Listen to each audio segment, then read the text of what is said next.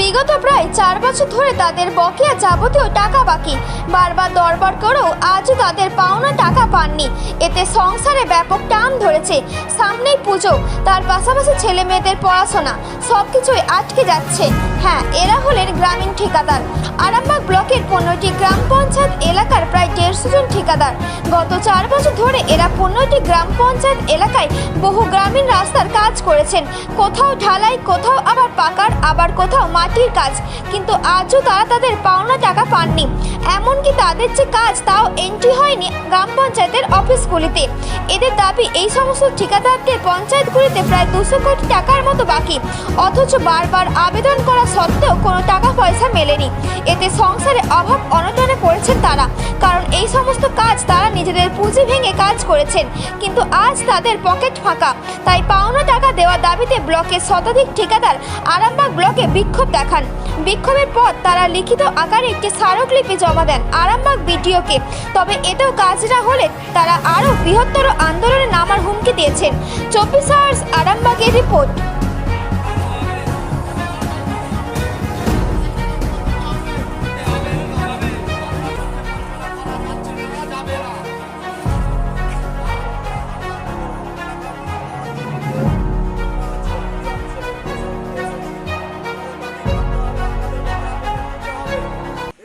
বিগত 4 বছর ধরে আমরা গ্রাম অঞ্চলে গ্রাম পঞ্চায়েতের অন্তর্গত রাস্তাগুলি এমজি এনআরজিএস এর মালপত্র সরবরাহ করেছিলাম। সাপ্লাই অর্ডার নিয়ে মালপত্র সার্ভাই করেছিলাম গ্রাম পঞ্চায়েতে ওয়ার্ক অর্ডার অনুযায়ী।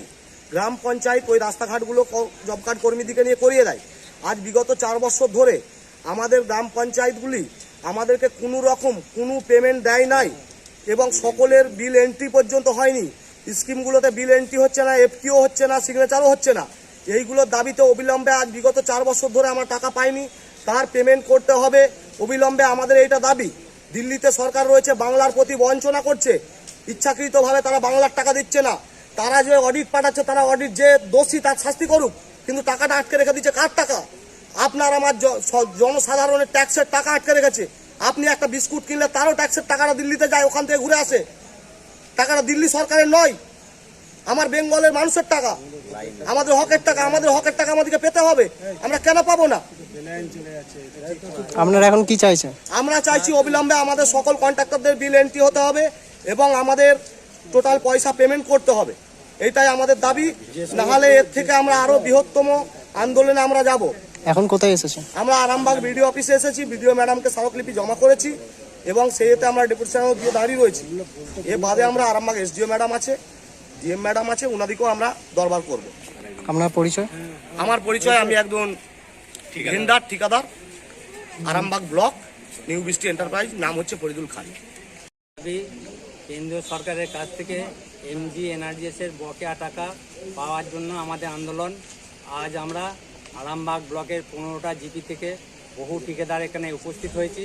সেই উপস্থিত হয়ে বিডিও ম্যাডামকে আমরা একটা লিখিত স্মারকলিপি দিয়েছি, যাহাতে অবিলম্বে ওই স্মারকলিপি ডিএম অফিসে পৌঁছায়, ওখান থেকে নবান্ন যায়, নবান্ন থেকে দিল্লি যায়, যাহাতে দিল্লি সরকার আমাদের বকেয়া টাকা পেমেন্ট করে। সেই আন্দোলনে আমরা নেমেছি।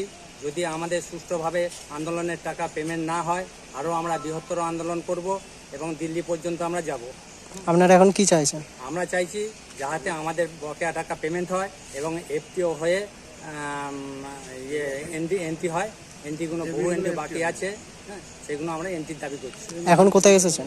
আমরা আজকে আরামবাগ বিডিও অফিসে ডেপুটেশন দিচ্ছি বিডিও ম্যাডামকে। আপনার নাম? আমার নাম অরুণ পান, আমি এই ব্লক এবং পঞ্চায়েতের একজন সরবরাহকারী ঠিকাদার।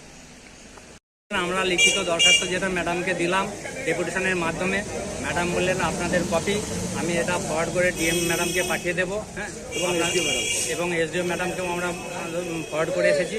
হ্যাঁ, ওইটা কপিটা। আপনারা প্রায় কতজন বকেয়ার টাকা পাননি? আরামবাগ সাব ডিভিশনে ধরতে গেলে প্রায় আরামবাগ ব্লকে 15টা জিপি আছে। 15টা জিপিতে মিনিমাম 150 জন ঠিকাদার আছে।